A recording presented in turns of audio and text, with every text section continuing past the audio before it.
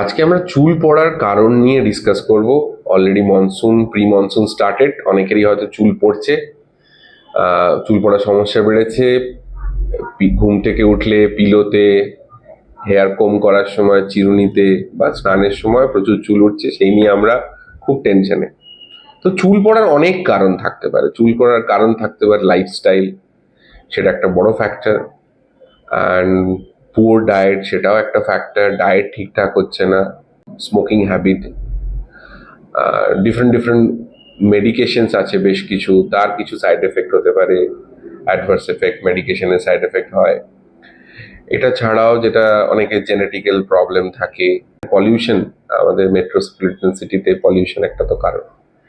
এইগুলোর কারণে চুল পড়ে। এবার সেটা জানতে হবে চুল কেন পড়ছে, সেটা খুব ইম্পর্টেন্ট, এবং সেটা জেনে সঠিক চিকিৎসাটা করাটা খুব দরকার।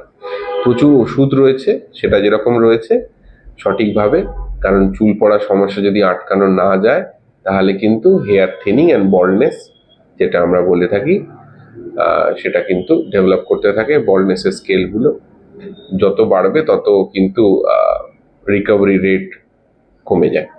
তো চুল পড়ার সমাধান বলতে আমরা মেডিসিন, ডিফারেন্ট ডিফারেন্ট মেডিকেশনস রয়েছে, ইনজেক্টেবল, যেমন PRP, GFC, PRF, exosome, stem cell therapy, এগুলো থাকে। এগুলো যদি আমরা সঠিক সময়ে চিকিৎসা করি তাহলে কিন্তু চুলের আবার রেস্টোরেশন করা সম্ভব, আগের মতো আবার চুল ফিরিয়ে আনা সম্ভব।